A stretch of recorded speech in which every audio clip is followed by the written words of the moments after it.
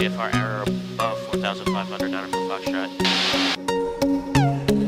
Yes, sir, we have Adams on site. Sky, Gunner for Foxtrot, inner left base, runway 18, contact the tower, 118.7, good day. We're inner left base, runway 18 and tower 18.7. Have a good day, Donna for Foxtrot. Adams Tower, good morning. Skog 519 for Foxtrot on a 12-mile left base, runway 18. 194 Foxtrot, Adams Tower, runway 18, clear to land. Alright, clear to land, runway 18, 94 Foxtrot. Little Rock approach, AC 4124 is 15 for 10, Sierra. Oh, 15. AC 4124, Little Rock approach, expect runway 4 left, descend at pilot's discretion, maintain 6,000.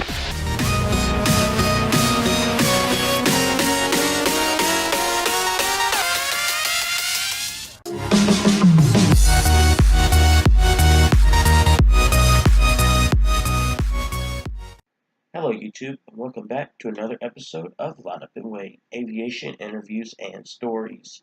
It has been a while since we have recorded a podcast episode, but I am happy to announce that we have two super cool guests for today's show. Before I introduce today's guest, let's give some social media shoutouts.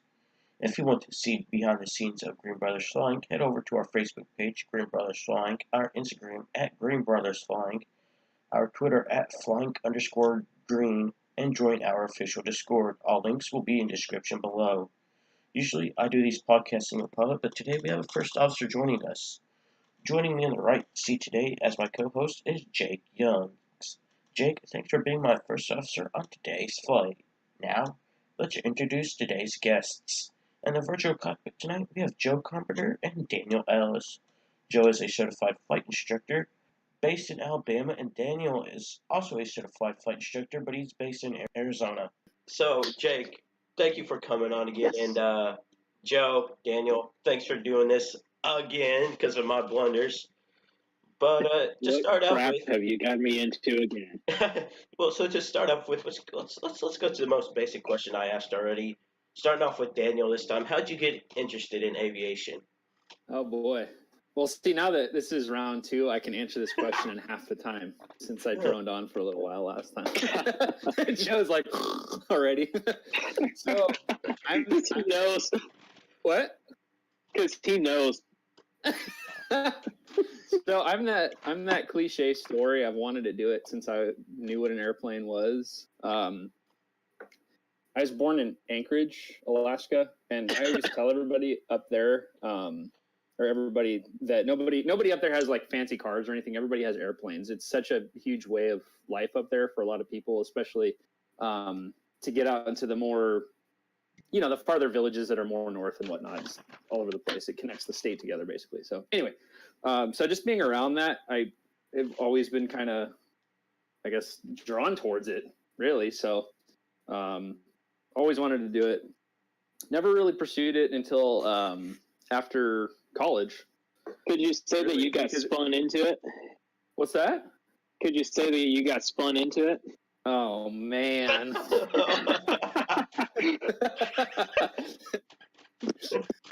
God. So it's your product, Daniel. Just want to say it's your product. I know. Hey, he's not teaching me the puns though. Sure, it's my dad jokes. There's never any shortage of dad jokes in the cockpit. Oh yeah. Anyway, so even the word cockpit itself is a dad joke. What? Even the word cockpit itself is a dad joke waiting to happen. Fair enough. So anyway, I started looking into it seriously around the time I was going to apply to college, but there were no job opportunities. This was before the pilot shortage, and jobs were few and far between. So I just kind of put it on the back burner, figuring I'd get a private pilot, down the line and just do it for fun. But totally burned out after college and was like, okay, now what do I do? And I start looking into it, and I'm like, oh, there's actually some job opportunities, and in fact, there are quite a few of them. So now I'm here, and it's awesome. No regrets. Well, Joe, what about you? For the couple of times the students have almost taken him down. Yeah, we'll talk about that. Yeah, I grew up in Metro Atlanta, so between Atlanta, Hartsfield, Jackson, and the surrounding Class D airports, there was always airplanes in the sky, and I just remember fondly as a young man, you know, a young kid being out in the front yard and you'd see airplanes overhead. It was always like, I wonder where they came from, wonder where they're going. And I took my first airplane ride like on my 12th birthday. Dad did that for me for my birthday. It was a lot of fun. And but yeah, it wasn't until several years later that I actually started training in 2000, and then picked it up back again in 2003. And yeah, it's always just been a huge fascination. I really love it. And the more that I have, it's that moment when your hobby crashes into your career.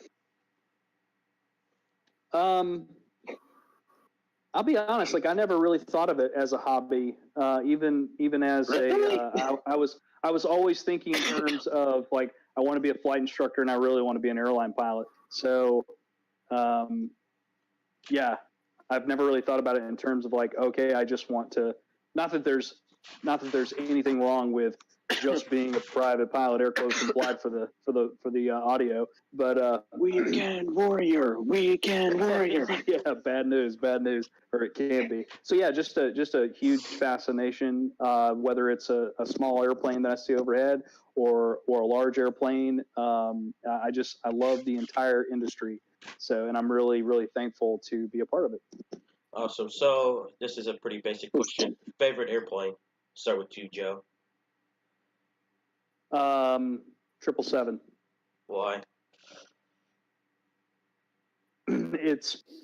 I think it's probably the finest airplane that Boeing has ever produced.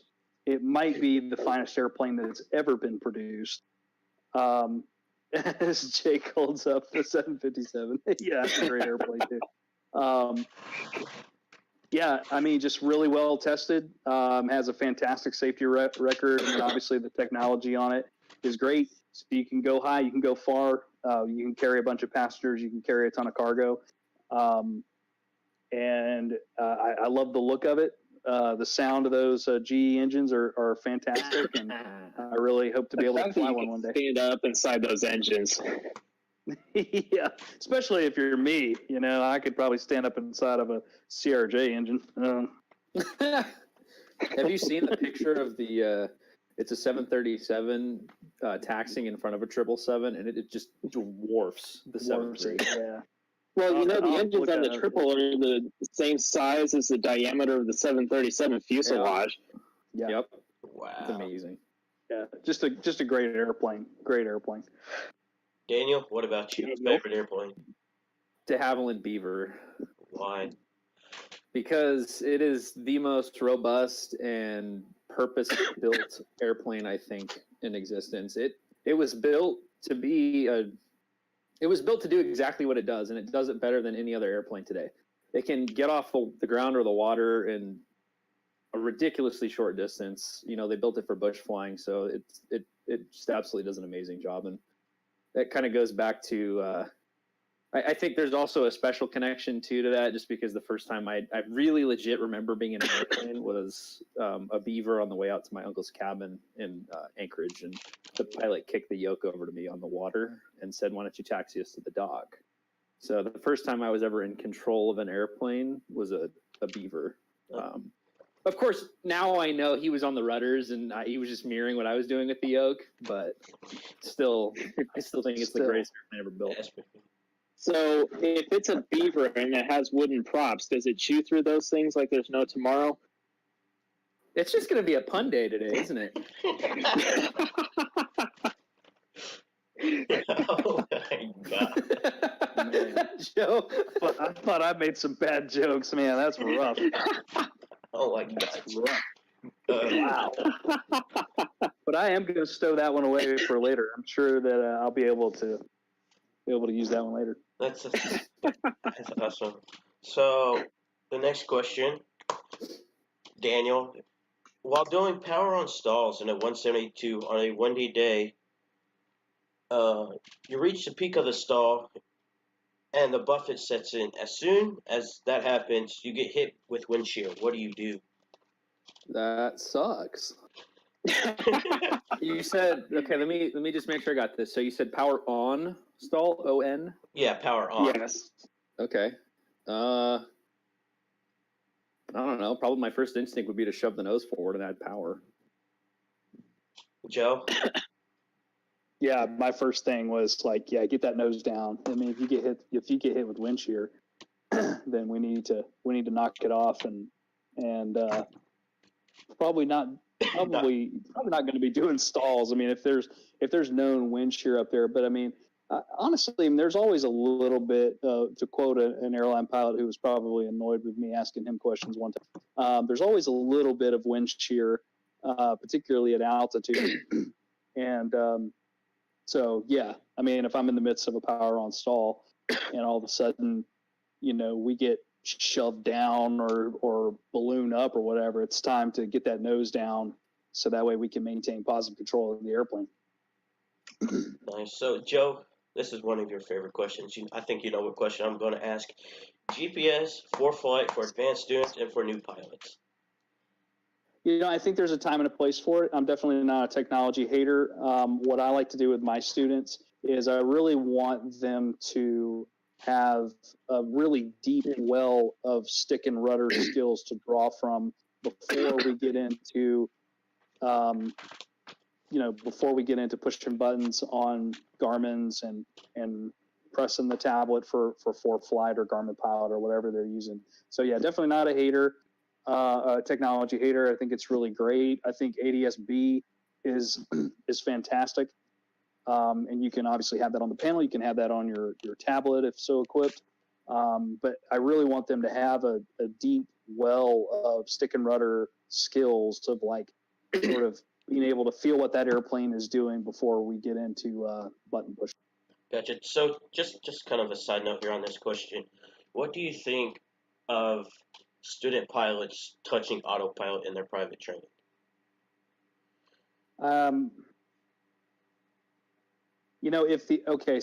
It's kind of, it's a little bit like two sides of the coin, okay? Because if the airplane does not have autopilot, I would say the pilot is probably not missing out on playing with autopilot. Right. But if the airplane is equipped with autopilot, and certainly if that's the airplane they're going to go the check ride in, then the student and thus the applicant, they've got to know how to use everything in that airplane. So it's really going to come down to what are they training in.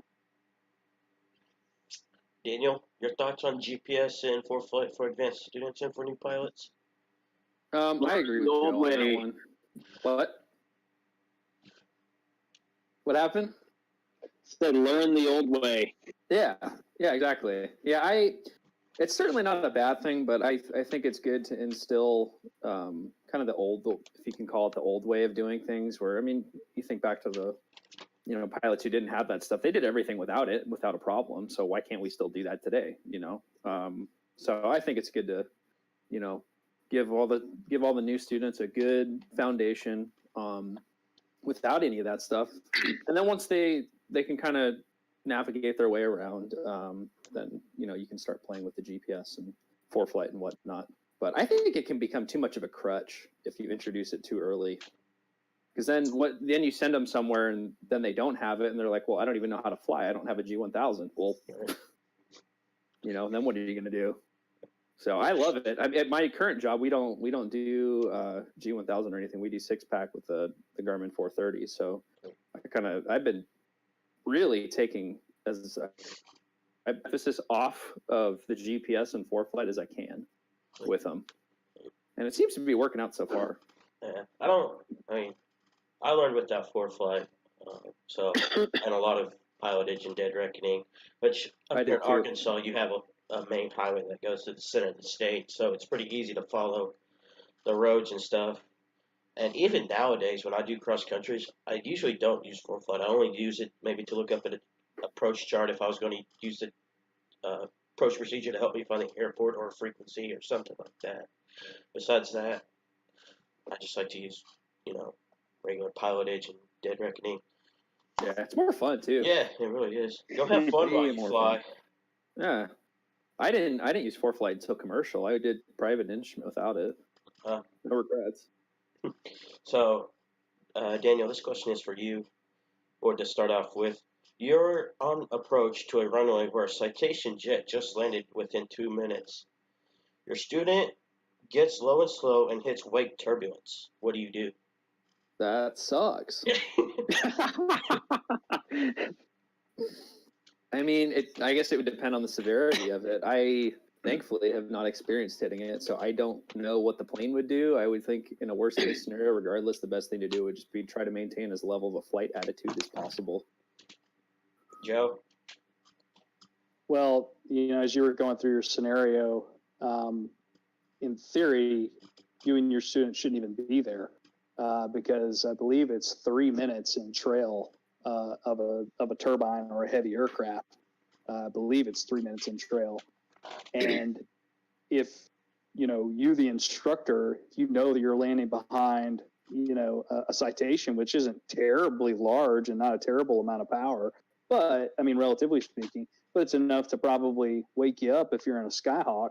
I think that we, the instructors, I mean, you've got to be mindful to stay above that glide path of them coming down and that's one of those where you can't allow them to then take their mistake, e.g. getting low and slow. We don't have that kind of latitude. Daniel and I have had this conversation.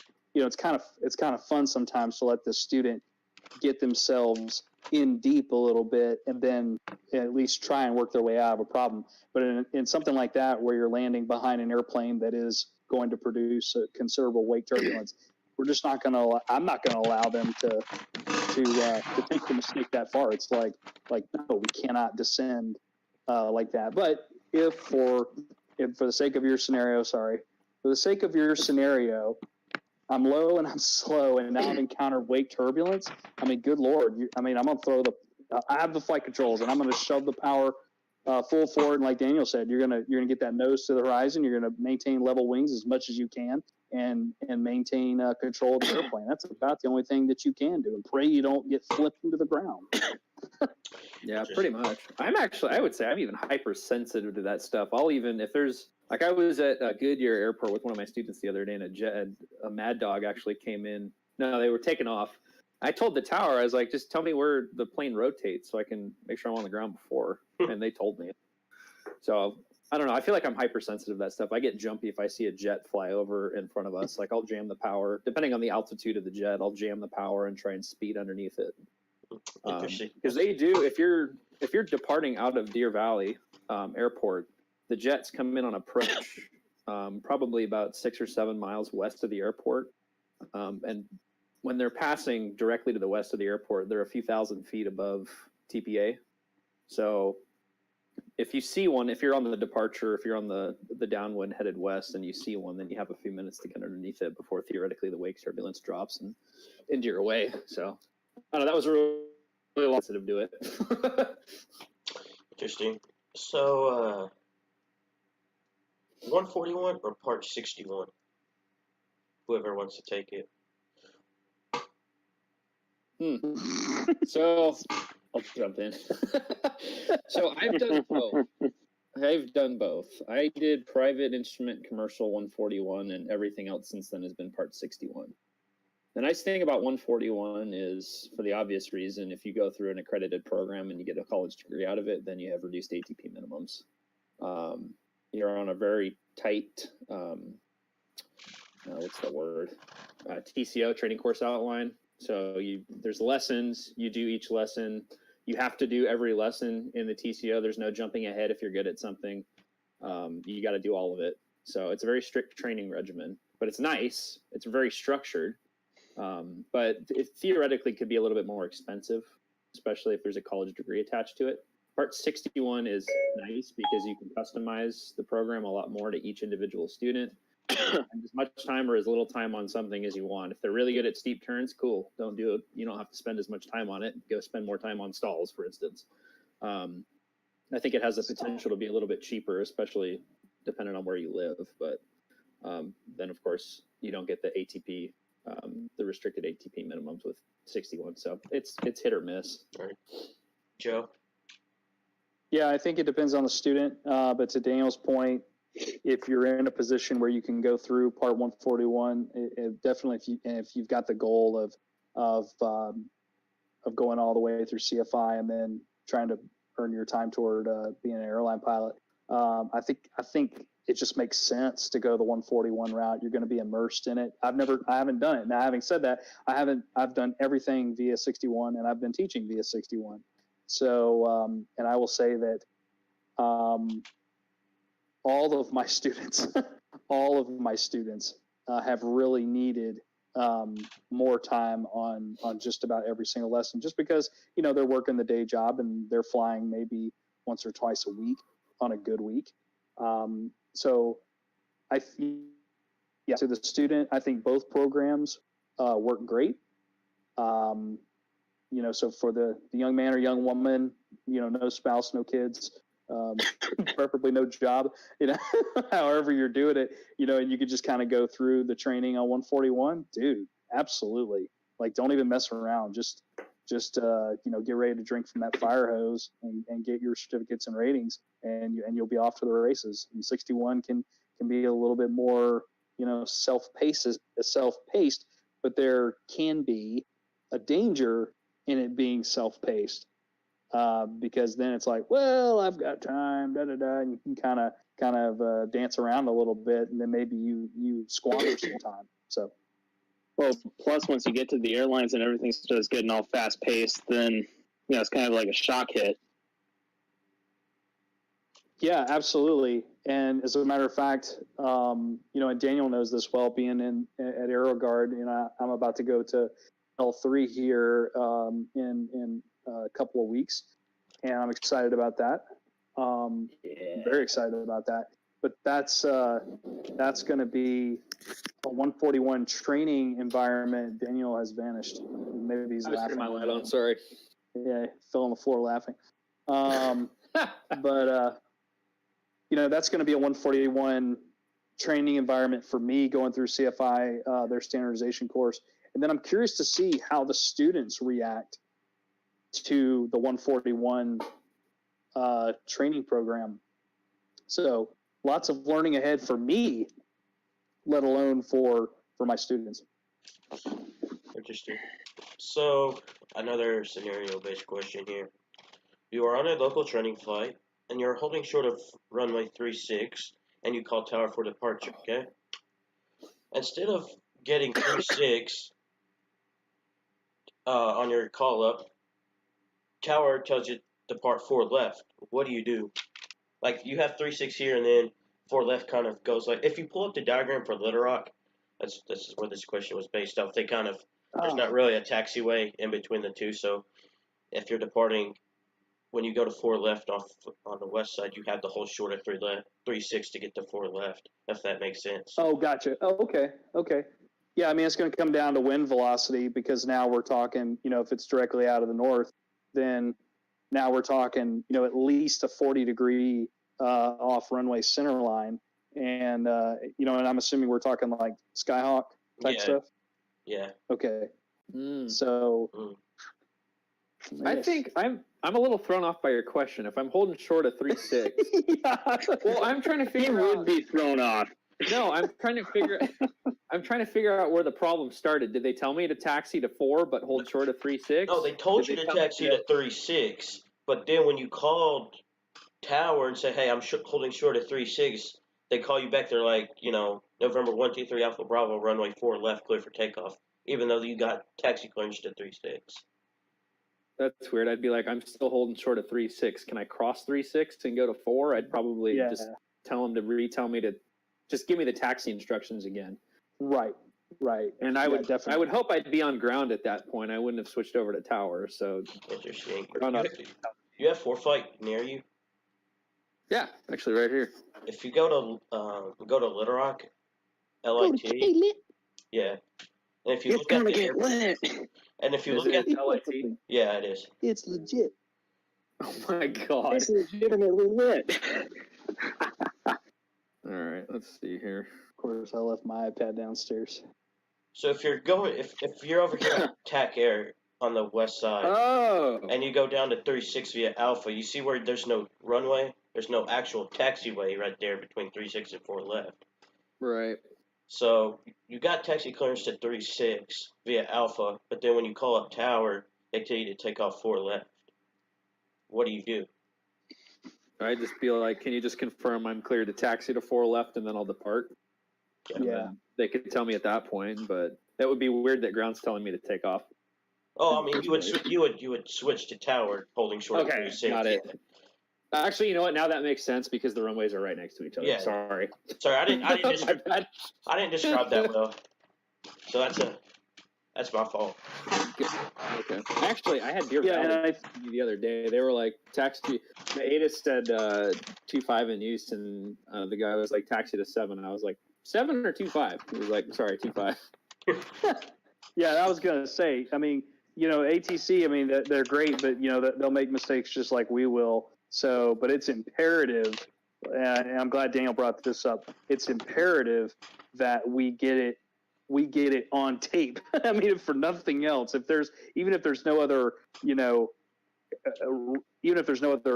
airplane or it's very little traffic, we've got to have it on tape that they said cleared to cross 36. Mm-hmm. And now, winds or whatever at this cleared for, runway 4 left, clear for takeoff. You got to have it on tape. Yeah. Because if they initially said, runway 36 taxi via Alpha hold short, and now they're saying we want you to take off on 4 left. Okay, that's fine, but I'm going to have it on tape that that's what you told me to do. So. Right. Yeah, I don't care if it makes them annoyed. I'm covering my back, so I don't get that dreaded. Possible pilot deviation. Can you advise when you're ready to copy a phone number? That makes my heart sink every time I hear Deer Valley give somebody one of those, and I've heard them. Oh man. That's why I record my flights every time I go. That's how to make any pilot grab his pants like that. Anytime. Did I tell you guys about the? I can't remember if this was before the last time we all chatted. Did I tell you guys? I heard him give a twin star a deviation. No.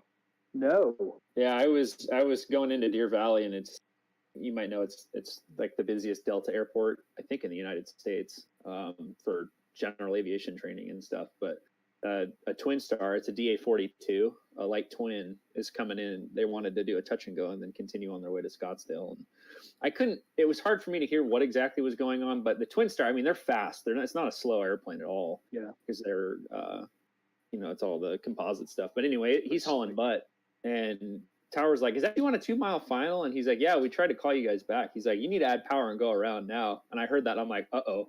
And then I hear him, twin star or whatever the tail number is, possible pilot deviation. Can you just tell me when you're ready to copy a phone number? All over the tower frequency. And I was just like,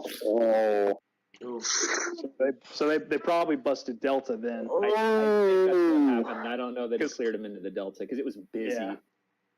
Yeah. And guys, just so you know, and I think somebody posted this on Blue Skies and Tailwind the other day. But just because, or maybe I read it on I don't know if I read it somewhere. But just because you get the whole, it was off of AOPA. That's right. A lot of times we will think, if we get a phone number to call, that like that's the end, right? Like put the pilot certificate in the mail, and that's the end of the story. Now, what very well could happen if you call up and follow Joe's 3 Ps, right? Be polite, be professional, be the pilot in command. All right. But if we call up and say, hey, I screwed this up or whatever, and if we're nice and polite about it, then maybe the tower chief will say, okay, all right, very well, whatever. If we call them up and we're a jerk, well, then we might get a jerk on the other end. So, right. Yeah. Be nice and professional. Oh my God! Actually, on that note, Jake, was this when you and I flew? No, I don't think it was. I think it was with one of my students, but it was over at Glendale, and a pilot was coming in, did a short approach without permission, and Tower was like, "I didn't clear you to do that, but that's okay." And he was like, "He clearly weekend warrior." He's like, "Oh, I didn't know that was part of the deal." And he's like, "Can I give you guys a call?" And Tower was like, "Oh, no need." But the way he said it, it was like he was about to snap at him or something. I was like, "Oh." What was that? This is over at Glendale. And those controllers are pretty chill too. Like he was just telling them, he was just being friendly. Like, "Oh, you need permission to do that just for future reference." I don't think I was with you. Wow. I think I was flying Air Guard students, but it. Wow. Wait, so is Jake at AeroGuard or is he something else? No, I fly him 61 on the side. Oh, okay. Yeah. Feel special, Jake. Yeah, I give him one of my prize days off goes to Jake. Wow. Jake, you should see Jake Special. over here texting. That's funny. Jake's like, I'm not doing that shirt tie epaulet nonsense. You will if you want to go to AeroGuard. Yeah. Well, Jake backed up because his internet's being slow, so I guess it's just us. So, Okay. where was I? Hardest check ride. Oh, Joe, you go. oh damn. Excuse me.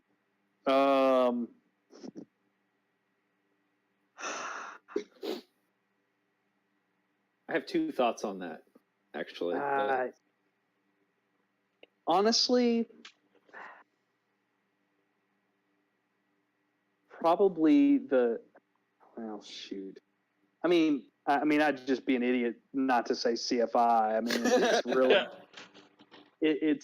but the way that the examiner did it, it was far more rewarding than it was challenging because we covered so much ground and I learned so much from the check ride. So to call it hard, I think is not really what I'd want to convey. What was definitely a hard and maybe if we want to say unpleasant was my instrument check ride because I managed to royally piss my examiner off and it was just it was a very, very unpleasant day with him. So, you know, I have feelings about check rides. But anyways, go ahead, Daniel. I CFI for sure. That was the hardest check ride. The examiner I had was not the most patient individual. And thinking back on it, I have to wonder if he was doing it on purpose. Ground was fine. The oral portion was really not a big deal, even though that's where I actually busted the check ride for the first time. But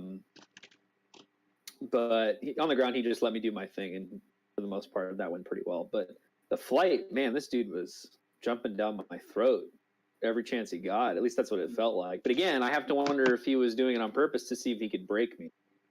Because when I got back, he said, you know, everything I said, you didn't let it bother you. He said, you just kind of kept going. So I have to wonder if, again, he was doing it on purpose. But it did not make for, it was definitely not a stress-free check ride. It was very, very difficult. And I was on my feet the entire time.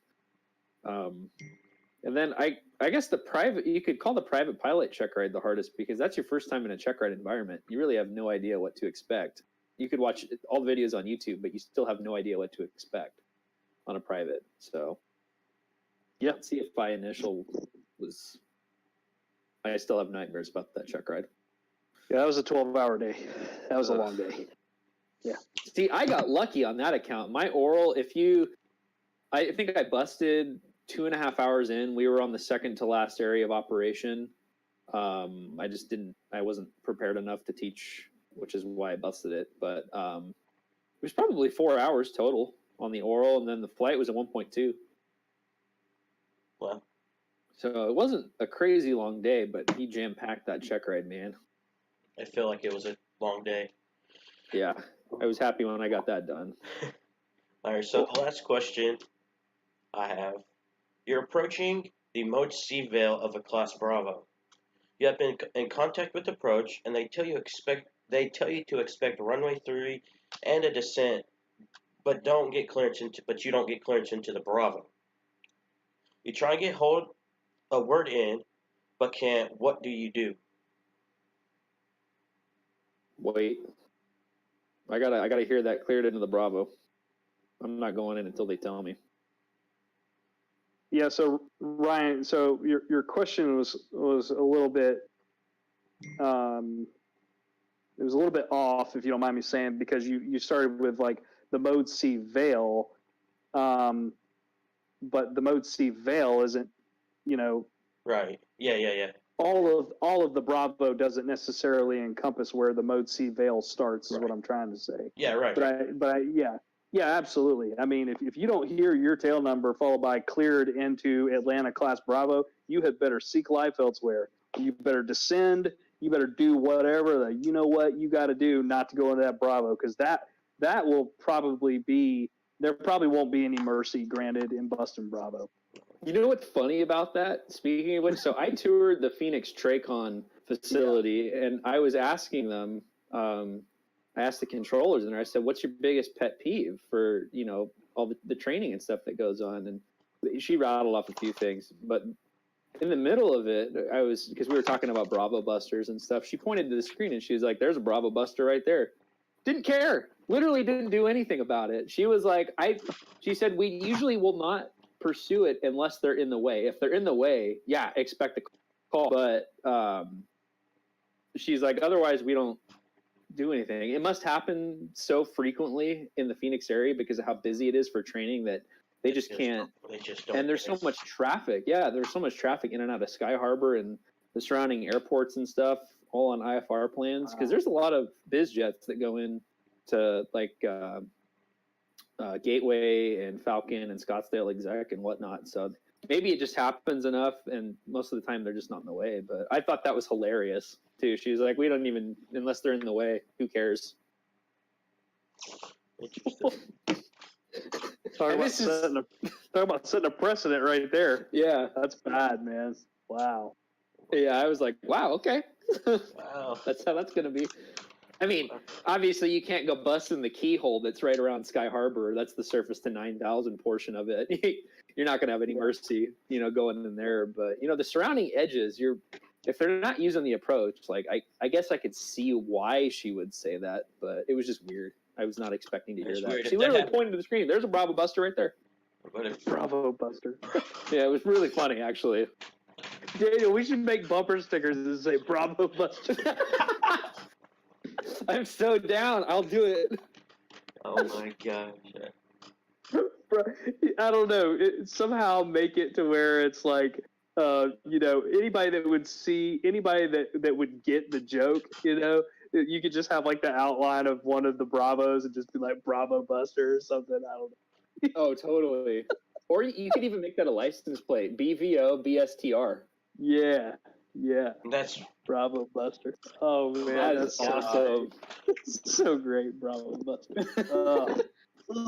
That gives me chills, man. That just gives me chills. I think I was departing out of an Atlanta class Delta back to Huntsville, and so I'm flying Northwest, and I pick up flight following, and and there was a pretty tight gap, and I was climbing pretty well in my Cessna 152 Lando-Matic, but I was climbing pretty well, and I'm like, man, I gotta get, and basically what I said, you know, Atlanta Center or Atlanta Approach, whoever it was, you know, this is me, request to transit class Bravo airspace, whatever, and I think I'd actually, as I looked at my altimeter, I think I was like. You know, it went right to the wrong number, and then they said, you know, Cessna 956 cleared into Atlanta class Bravo airspace as requested, maintain VFR. But it was like right on the dot, and I was like, ooh, dang! I'm glad they were, because I was already talking to them, and they hadn't, and I don't think they'd clear me in. So I was almost the bumper sticker. I almost did it too. I was teaching steep turns. I was with a student, and there's a part of the practice area in Phoenix that it goes underneath it was a 6,000 Bravo shelf, and we were sitting about 5,500, and we were doing steep turns, and we kept picking up altitude, yada, yada, yada. And I started demonstrating one, and I looked over at the altimeter, and we were at 5950. And I was like, oh, snap. So I lowered the wings real quick, chopped the power, and shoved the nose forward. I was like, oh, crap. Yeah, man. wow. It was close. And then when we got back, I went to our safety team. I was like, hey, can you check our flight? Because I may have clipped the Bravo. Turns out we didn't. It was close, but we didn't. She's like, nah, you're fine. She like tracked our whole flight and watched the altitude and stuff. Isn't it funny that like when we describe it, it's like I almost clipped the Bravo. With somebody else, it's like, oh man, they almost busted Bravo, right? It's like clipped or busted, right? Yeah. Bravo Buster. Oh, Bravo. man, that's funny. so awesome. That'd be a good shirt. Yeah, Bravo good Buster. shirt. That's Oh, dude, that'd be a Bravo fantastic shirt. I might steal that. That's like idea. something from like airline pilot memes would have something like that. Or Bravo ATC Buster, memes. man. ATC. Yeah. I'm about to send that to ATC memes. Be like, yo, make Yeah, this man. a shirt and then make it custom so wherever you live, you could put your local Bravo on it. Exactly. Oh, dude, that'd yeah, be Bravo awesome. Buster. Oh, I'd be smoking. That'd be so great. I'd rock the crap out of that, even though I've never done it. Too bad the closest Bravo is Memphis here. I've never done it. Actually, there was one day I still 5,950 feet. yeah. There was one day I don't know if I actually did clip it but I was doing maneuvers way out on the edge. It was like a 7,000 shelf, 7 or 8,000, like way out there. And I still don't know if I ever did, but there was never any phone call that went to the school. So it might have been a case of, well, he's not in the way. Yeah. But it's just, there's some Well, he weird just clipped it. He didn't really bust it. He didn't really bust it. He just kind of clipped it.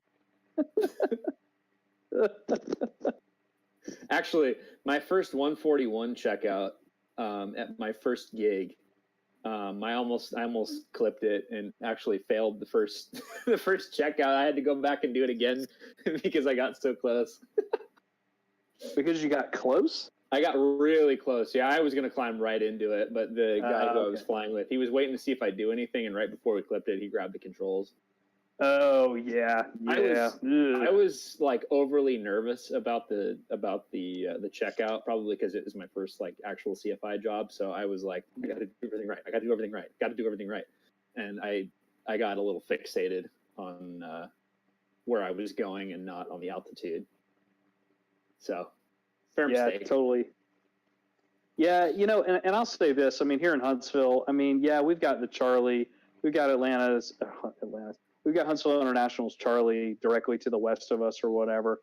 But I mean, even climbing out the shelf that when we take off to the north, I mean, you've got until 2,400 feet, and I mean, even a Piper Arrow, I mean, you're not gonna go racing up there that fast. Yeah. So you've got some time, and then if it comes to it, okay, level out at 2,000. And I've had some times with students where I could just tell, as soon as we left Redstone's frequency and went to Huntsville approach, they're just jabbering away with regional airlines and all this stuff or whatever. And I just tell my student, I'm like, okay, maintain 2,000 feet. And they're like, oh, okay. We just kind of push it over and stay out of the way and get out from the lateral boundaries of the Charlie. It's easy to do. Yeah, it is. It's funny. You didn't really think about it. I did all my training out in the middle of nowhere. There was no airspaces anywhere near that you could bus. So, like, going from doing my training out in like a place in the middle of freaking nowhere, the closest big airspace was there was a restricted about 30 to the north of the field. And then, but you wouldn't even get anywhere close to that if you were just flying around. And then their Tucson's class Charlie was about 75 to the north. And then you go from that to, I did my CFI in Dallas out of Addison, which is, I think, 5-ish miles as the crow flies from DFW. It's close. Yeah. Like half the time going back into Addison, you'd get a Bravo clearance. Wow. And on my climb out, I almost clipped it on the way out of there once because it's like I just hadn't ever really had a whole lot of experience flying around that sort of thing until then. Great experience. Yeah. But oh yeah, I love it. It keeps me on the edge of my seat. It's so fun.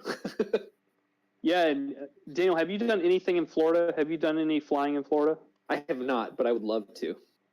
So Florida gets goofy if you're on an IFR flight plan because, normally, let's say you're southeast bound going to Orlando from Alabama, whatever, you're southeast bound. So you're thinking like, okay, east is least. You're going to be at 5, 7, 9, 11, whatever. But they have these weird corridors where they actually reverse it. And they have to, hopefully I'm telling this correctly, but they have to reverse it because of the departures out of MCO, which is Orlando International. Interesting. So yeah, and it gets really, really squirrely. And again, this is something that I'm interested in seeing when I get down there, because Orlando Sanford, which is where I'll be out of, is probably 20 nautical miles. I'm just kind of sort of superimposing it in my mind, but let's just say it's 20 to the northeast of Orlando. And so I don't know if you're looking up on ForeFlight, but it's it's pretty snug, isn't it? Oh yeah. Oh, that's no joke. Yeah. So what do you think? 15, 20 miles north? I mean, it's pretty much, it's right there. Let's see. You said which airport? So MCO is Orlando International, and then I never can remember. It's SF. I think it's SFB is in Bravo. There it is. Yep. Yeah. So that's a Charlie, and that's Orlando Stanford. And yeah, between the shelf of MCO's Bravo, and then you've got Sanford's Charlie, and then you've got all their weird rules, man. It's gonna be a bit sporty. There is no gap between their Bravo and their Charlie right above it too. It goes right up to it. That's crazy. It's one of those it's like San Francisco. If you've ever looked at the Bravo over there, it's a total cluster. It's one of those T over 13, T being the airspace right above it, because it's going to hit the Bravo. That's crazy. Oh, I can't wait to hear about that. And hopefully it'll be good stories only. Right? Like, ooh, Daniel, I think I might have clipped MCO's Bravo. Like, I do not want to be that guy, man. I do not want to be that guy. Oh. It'll be okay, because you've already been dealing with the Charlie right next to you. Yeah, I think you'll have a better awareness of it right off the bat. Thank you, and I think so too. I'm not really worried so much about that. I think honestly, what I think about the most is just how to deal with. I just noticed that it got really dark in this room. Here we go. How about that? That's a little better. Hey. I think I'm more thinking about just the language barrier between the students and myself, and I've been thinking more and more about how do I ask them the right questions instead of kind of giving them the easy way out of, hey, do you see the airport, or are we at the correct runway, or whatever. Instead, I want to use questions like, okay, let me know when you have the airport in sight, or let me know ... So it's really kind of what I really want to accomplish is putting them in the piloting command mindset as early in the training process as possible. So I'm not giving them the easy way out of, do you understand? No, that's too easy. Oh, yes, sir. Yes, sir. I understand. Like, no, you don't. Why do you think I'm asking you? I'm asking you because I know you don't understand. Yeah, exactly. It's like, clearly you don't. That's what you really don't. They'll be asking me questions, and like, for instance, they'll be like, you want me to turn down one? I'm like, I don't know, you tell me, you're flying. Yeah. It's really funny. Or one of my students likes to ask me if he can call up tower when he's holding short number 1 at the runway. I'm like, yeah. Like, do it. Please. Yeah. I mean, and we're spending your money and I'm getting time, but by all means, let's sit here forever. Oh, Deer Valley would have a field day if you didn't contact them right away. That's why it drives me crazy. I'm like, yeah, you better contact them now, because they want to get people out. Yeah. Yeah, for real. Oh. Daniel, I can't remember if I told you, but so I'm actually working on double I right now, man. Yeah, you did mention that. That's awesome. Okay. Becoming a real CFI over there, Joe? Yeah. Ooh. Yeah, I decided enough of this subpar CFI stuff. I gotta go for the gold, man. I haven't even been stands in instrument instructor yet, so I literally have no instrument given time. Gotcha. But that's cool. Have you spent much time on it, or just kind of getting started? Technically 2 lessons, but we're already so same instructor for commercial CI. Okay. So it's weird, and we've got the Gleim syllabus, and he's like, Joe, we've already covered all of like lessons 1, 2, 3, 4. Like, we've already covered. So tomorrow we're going to do recoveries from unusual attitudes, and we're going to do time turns with the mag compass and stuff like that. But I'll say, man, we've had this talk, right? Like how fast instrument skills atrophy. Oh and my God. So I think it was Saturday. I was finishing up my lesson plans, and then my instructor was finishing up with a student of his, and I said, "Hey, Richard," and this guy's old enough to be my dad, but super, super cool, and for the most part, and he has his moments, but you know what? So do I. But anyways, I said, "Do you have another student after this gentleman?" And he said, "No." I said, "Well, do you want one?" And he goes, "Yeah." He goes, yeah, that'd be great.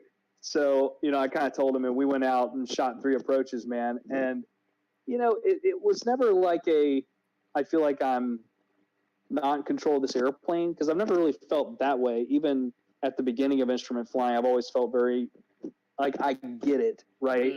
It doesn't disorient me. It doesn't, and I feel like I can smoothly control the airplane. But just feeling like I am a month behind that airplane, I'm trying to like get everything tuned, identified, like, okay, we briefed the plate, that's how I'm going to do it. But so Saturday, was kind of breaking off a little bit of rust. And Richard, my instructor, was like, okay, we're going to have to kind of break off some rust a little bit. But flying yesterday, man, like climbing out through 3,000, we were getting absolutely slammed through the thermal air. It was so much fun. But like, I'm on the goggles, right? I'm on the the foggles, right? Doing that.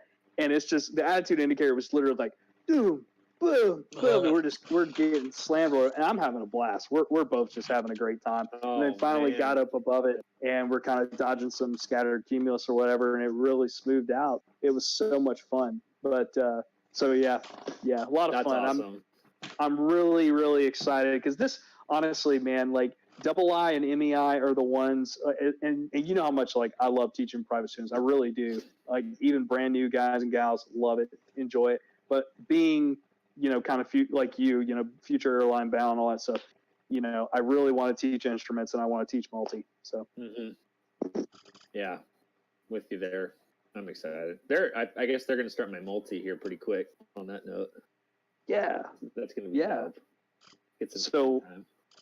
Get some real flying time. Get some real pilot time, right? Yeah. Seminole. Seminole's sweet, man.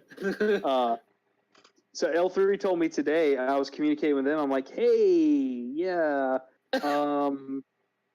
When are your next available class start dates for CFI stands course after 31 May?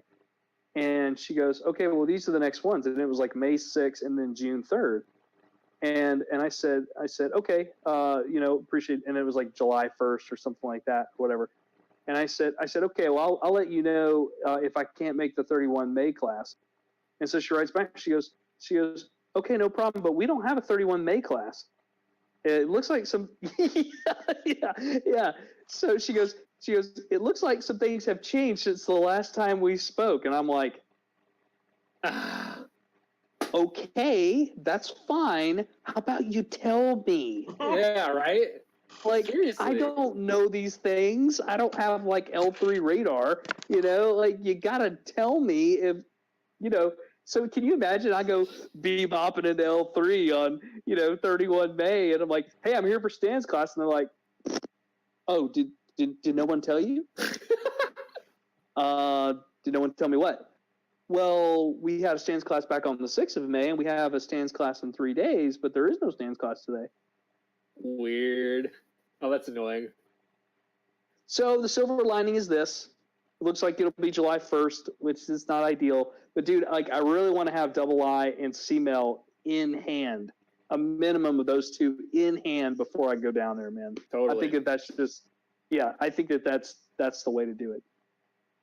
100%. Yeah, now I have to use multi or MEI if you want. Yeah, and they've got reasonable contracts for MEI.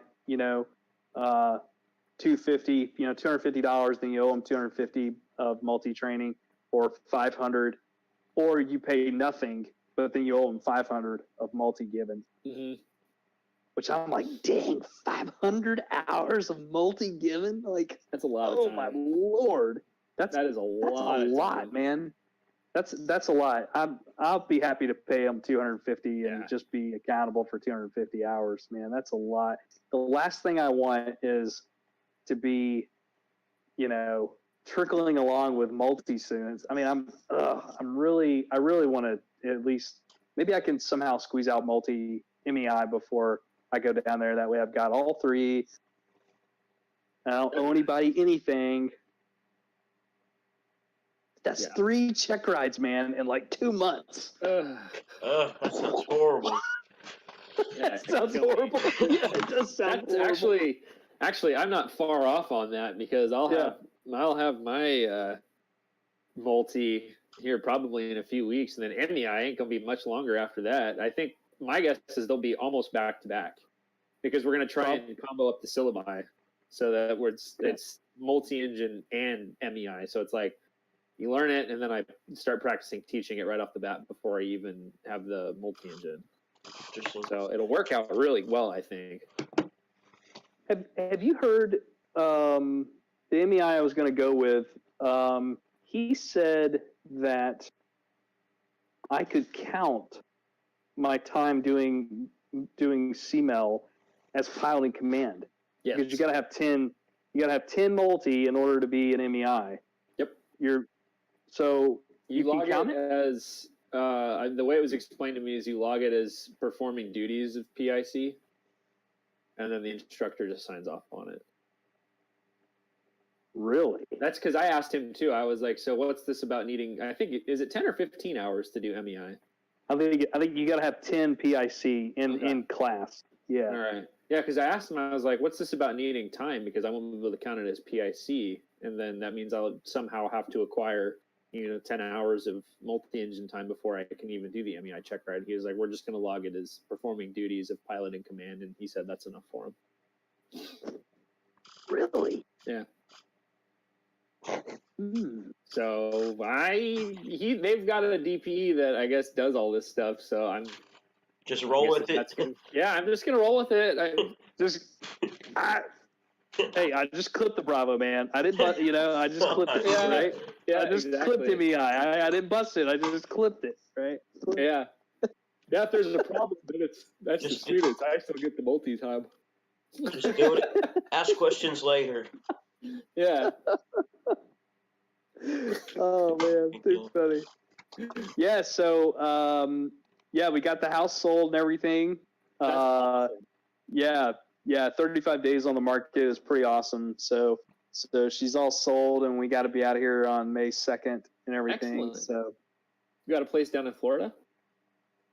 I was calling them, man, and they wanted, they want 12-month contracts on the apartments, and I'm like, I don't want to be down here for 12 months. I want to be down here for like 7 months. Right. So I don't know how that's. I did see this one guy who was like renting out a room in his house, actually pretty close to the airport, and he only wants like $500 or $600 a month for it. So I mean, L3's paying $1,000 a month stipend. Thank it. Man, if I went anywhere else in the world to teach, I'd get paid so much more.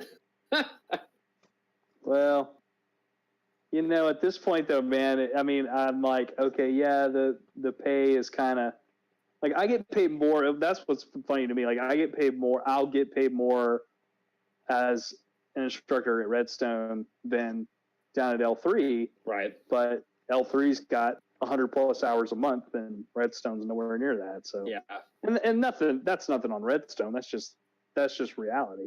Yeah, that's the nature of being able to charge a lot more an hour as a 61 CFI. Yeah, which is the nice thing about it. Yeah, but dude, there were several guys at orientation from AeroGuard. Yeah, probably the students. It was really cool. Right? Yeah, it was really cool. There was a few of us from AeroGuard there. Most of them students actually, because they've got a pathway program to SkyWest, which I've mentioned.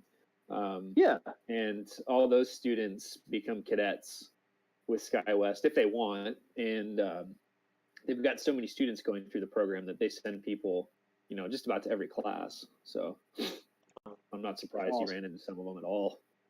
Yeah, it was really cool. That was such a cool fun. experience, man. Totally a lot of cool. fun.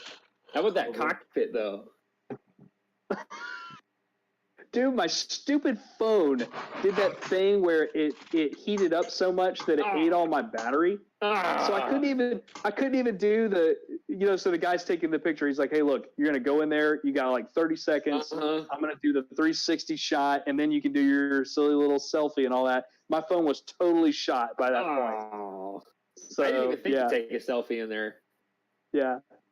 I was amazed. And I'm only 5'5".